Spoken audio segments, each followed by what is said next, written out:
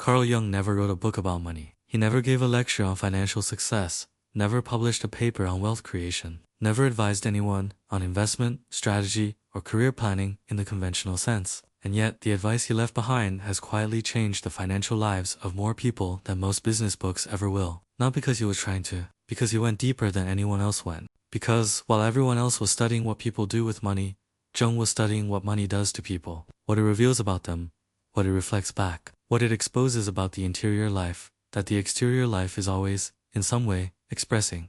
He was not interested in the surface, he was interested in what generates the surface. And when you understand what generates the surface changes in ways that no surface-level strategy ever produces. 5 pieces of advice. 5 things Jung said that landed in millions of lives and changed them. Not because they were clever, not because they were motivational, but because they were true in the deepest possible sense. True in the sense that when you hear them and really let them in, something shifts that does not shift back. Let us go through them one at a time. And as we do, I want you to hold your own financial life alongside each one, not abstractly, specifically, with the actual patterns and the actual history and the actual places where things keep going wrong or keep hitting the same ceiling, right alongside what Jung is saying, because that is where this becomes useful, not as philosophy, as diagnosis. The first piece of advice is the one that most people have seen quoted somewhere but have never fully let themselves absorb, because absorbing it requires accepting something uncomfortable about the relationship between what you call your circumstances and what is actually generating them. Jung said, "Until you make the unconscious conscious, it will direct your life and you will call it fate."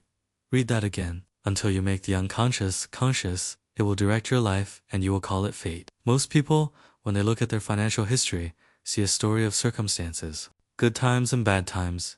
Opportunities that worked out and ones that did not.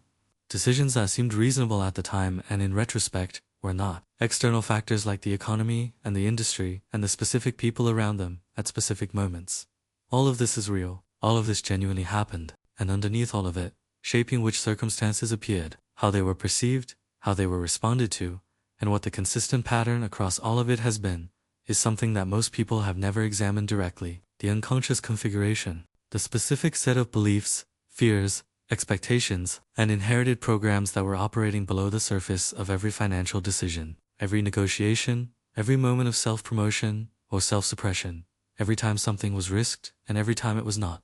Jung called these programs complexes, not in the casual sense of having issues, in the precise psychological sense of organized clusters of unconscious material, built from early experience, operating automatically below the threshold of conscious awareness, shaping perception and behavior in ways the conscious mind does not choose and often does not see. The money complex is one of the most powerful complexes most people carry, and it was almost certainly installed before you had any capacity to evaluate what was being installed. The atmosphere in your family of origin around financial questions, the emotional temperature of conversations about money, or the emotional temperature of the silence about money, which is often more informative than the conversations. The specific stories that were told or implied about who had money and why, who did not and why, what kind of person you were and what that meant about what was available to you financially. All of that is in there, running, shaping what you see, what you respond to, what you unconsciously engineer and what you unconsciously avoid, and until it is brought into the light of genuine conscious awareness, it will continue to produce exactly the results it has always produced, which you will continue to describe as the way things are, as bad luck, as the economy, as the particular difficulty of your situation, as fate. That is the first piece of advice, and it is the one that opens the door to everything else. Because the person who can see their unconscious money program operating in real time, who can recognize the complex when it activates, who can distinguish between what they are genuinely perceiving and what the complex is adding to the perception, that person is no longer simply being moved by what they cannot see. They are in a fundamentally different relationship with their own financial life. The practical question that comes from this first piece of advice is one you have to answer for yourself honestly, with real examples from your real history. What is the pattern? Not the individual events. The pattern across the events. What is the specific way that financial difficulty tends to arrive in your life? What is the specific point at which things that were building towards something tend to stall or reverse? What is the ceiling that you keep approaching from different directions and finding yourself on the same side of? The pattern is the unconscious configuration made visible, and seeing it clearly, for the first time, without the explanation that attributes it to external circumstances, is the beginning of making the unconscious conscious, which is where everything else becomes possible. Think about the last time something went wrong financially. Not a single event, necessarily. the pattern behind the events, the specific way that financial difficulty tends to arrive, the specific point at which momentum tends to stall, the specific form that the same obstacle keeps taking across different situations and different years. Now, ask yourself, honestly, how much of that pattern do you attribute to external circumstances, to the economy, to bad timing, to other people, to the specific difficulty of your situation? And how much have you ever genuinely examined the possibility that the pattern has a source that is internal rather than external? Most people spend their entire financial lives attributing the pattern to circumstances, not because they are dishonest, because the circumstances are real and the pattern is invisible. The complex does not announce itself, it simply operates, and its operation looks, from the outside, and often from the inside, exactly like the circumstances it generates. This is what Jung meant when he said you will call it fate. Not that fate does not exist in some broader sense. That what most people call their financial fate is, in significant part, the unconscious configuration expressing itself through the medium of the external world, the specific opportunities they see and do not see, the specific risks they take and do not take, the specific relationships they enter and maintain and exit, the specific decisions they make at specific moments that seem individually reasonable and collectively produce a pattern that has the person's unconscious all over it. Seeing this is not comfortable. It requires the willingness to accept more responsibility for the shape of your financial life than the circumstances-based explanation asks of you. But it also offers something that the circumstances-based explanation never offers: the genuine possibility of change, because circumstances are, in many ways, outside your control. The unconscious configuration, once it is seen, is not. The second piece of advice is the one that sounds like a platitude until you understand exactly what Jung meant by it, and what Jung meant by it is more specific and more practically useful than the version most people have heard. He said, "What you resist persists." In the context of a financial life, this plays out in a very specific way that most people recognize once it is described clearly, even if they have never had a name for it. The resistance is not primarily to the difficult things. The resistance that creates the most consistent financial damage is the resistance to the good things, to receiving, to allowing prosperity to actually arrive and stay, rather than unconsciously returning it to the familiar level, to charging what the actual contribution is worth, to occupying the financial space that the actual capacity justifies. Most people are more comfortable with the idea of financial struggle than with the idea of genuine financial abundance. Not because they prefer struggle, because struggle is familiar and abundance is foreign. And the psyche, as Jung understood with clinical precision, prefers the familiar to the foreign, even when the foreign is genuinely better, even when the familiar is genuinely painful. So the resistance to abundance, which is what most financial self-sabotage actually is, at its core, is not stupidity, it is not weakness. It is the psyche doing what it was built to do, which is to maintain internal consistency, to ensure that the outer experience matches the inner configuration, to return things to the level that the unconscious considers appropriate for someone with this specific history, these specific inherited programs, this specific complex. What you resist persists. What you resist financially, what you unconsciously refuse to allow to fully arrive, what you are consistently, automatically, below the threshold of conscious decision pushing back against, is exactly what keeps not arriving. Not because the universe is punishing you for the resistance, because you are the one doing the pushing. The practical question from this second piece of advice is also one that requires honest self-examination. Where are you resisting prosperity right now? Not consciously refusing it, below the surface. In the automatic responses, and the reflexive deflections, and the moments of undercharging and under-occupying the space your actual value justifies. Here's a specific and very recognizable form that financial resistance takes that Jung would immediately identify as the complex in operation: the successful month, the good quarter, the period when clients are paying, opportunities are opening, the trajectory is genuinely upward, and right in the middle of it, not at the end when circumstances change, but right in the middle, a decision gets made or not made. A complication gets introduced or not resolved. Something happens that brings things back to the familiar level. From the outside, this looks like bad luck. From the inside, it often feels like bad luck. But what it actually is, in the Jungian framework, is the unconscious executing its primary function, which is to maintain internal consistency, to return the financial reality to the level that the unconscious considers appropriate. The complexes that drive this are specific. The unworthiness complex generates automatic deflation of your worth that shows up in pricing decisions and negotiation responses, and the specific point at which you stop asking for what you deserve. The scarcity complex generates a vigilance for threat that can make the approach of genuine abundance feel more dangerous than comfortable scarcity did. The loyalty complex generates resistance to success that would move you significantly beyond the financial level of the people you came from. All of these are forms of the same resistance, and all of them produce the same result. What arrives does not stay. What builds does not compound. What was possible remains, somehow, just out of reach. What Jung prescribes for this is not positive thinking and not willpower. It is the specific work of bringing the resistance into consciousness, of seeing it operating in real time, in the actual moments when the familiar ceiling is being maintained, so that the space between the impulse and the action gradually increases, so that the person can recognize, in the moment, that the pushback is the complex and not reality, and choose, consciously and with full awareness of what is happening, to stay in the prosperity rather than returning to the comfort of the familiar limitation. The third piece of advice is the one that Jung most directly connected to his understanding of genuine transformation, and it is the one that most clearly distinguishes between the kind of prosperity that is built and sustained from the outside and the kind that grows from the inside out. He said, "The encounter with the self is, at first, the encounter with the shadow. The self, in Jung's framework, is the totality of who you are, not your personality or your identity or the role you play. The whole thing, including the unconscious, including everything you have not yet integrated, including the depths of what you actually are, rather than what you have been performing.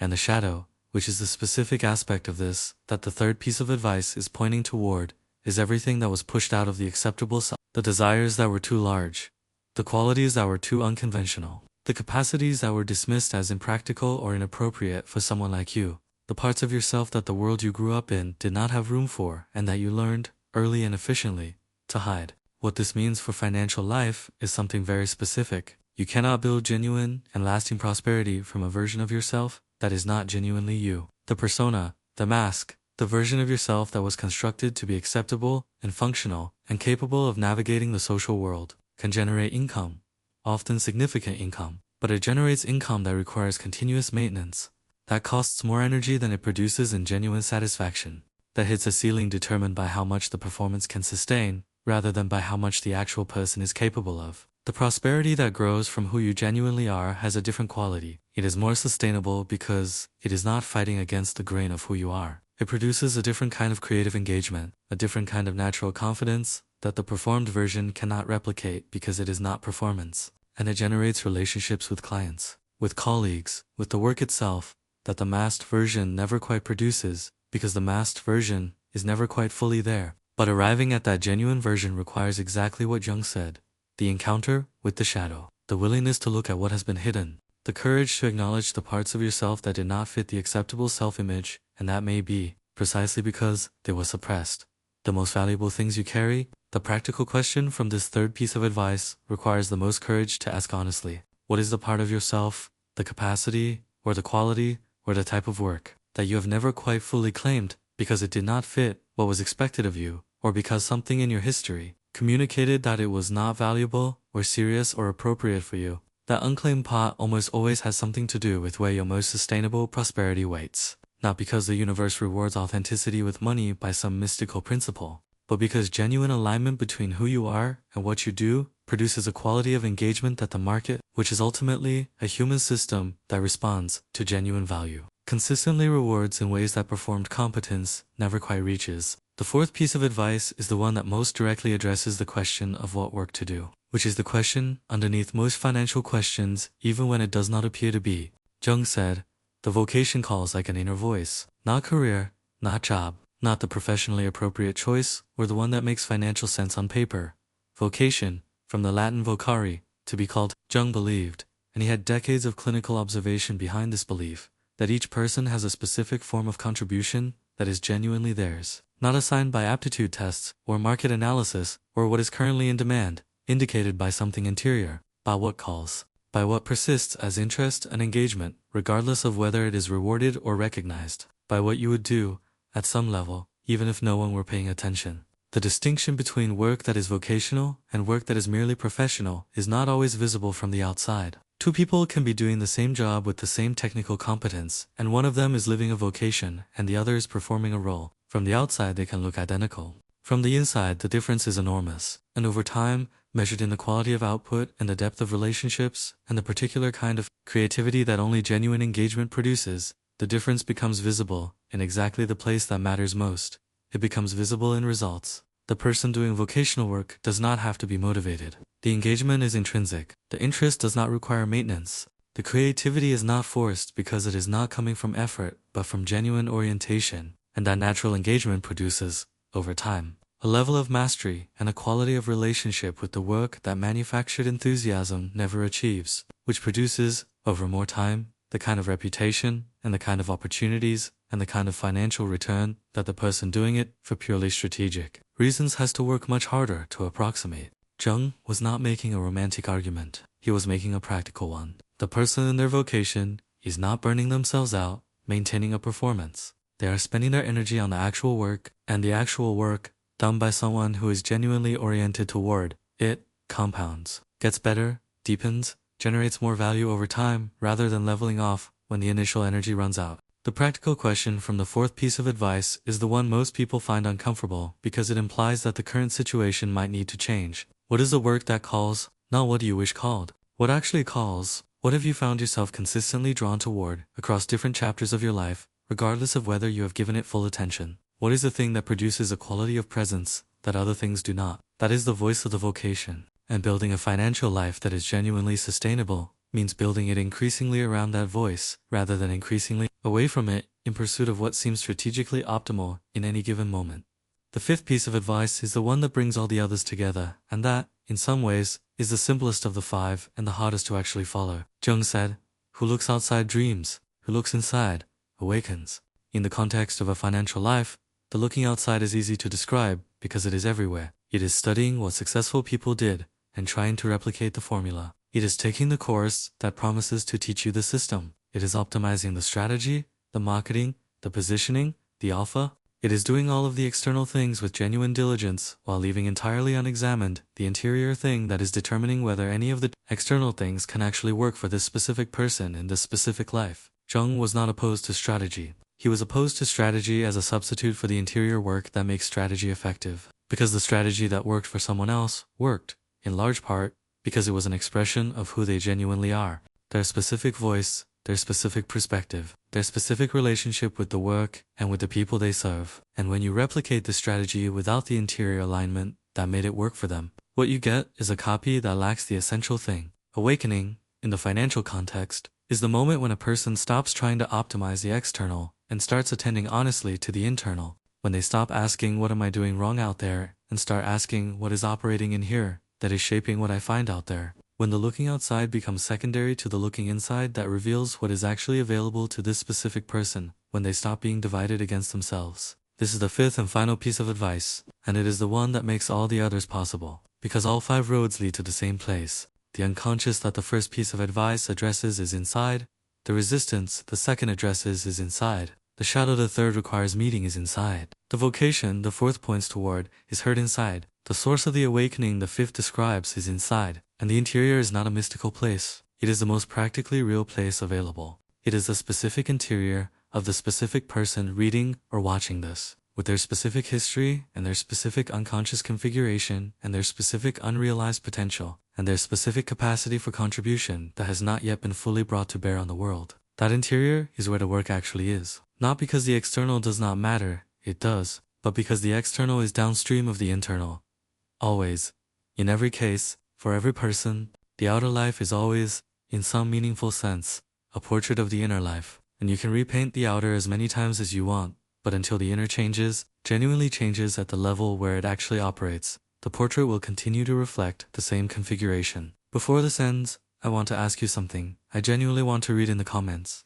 Of the 5 pieces of advice we walked through today, which one landed closest to something you have felt about your own financial life, but never quite had the language for? Which one described a pattern you recognized? Naming it here, specifically, in your own words, is the beginning of making the unconscious conscious. And that beginning, as Jung spent his entire career demonstrating, is where everything else becomes possible. If this gave you something real, if it named something that needed to be named, I hope you will subscribe to this channel. What we explore here is Jung's actual framework applied to the actual questions of financial life and prosperity. Real psychology, real depth.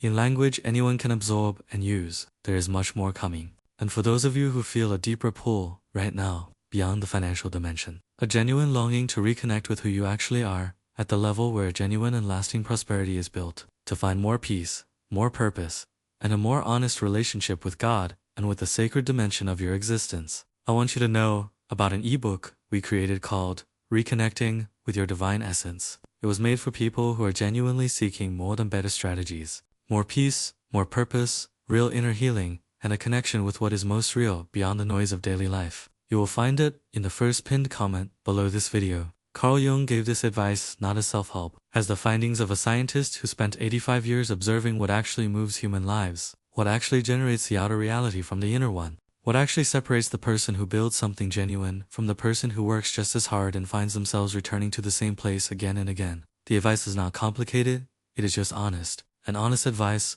received honestly, does what no complicated strategy ever manages. It changes the thing that needs to change.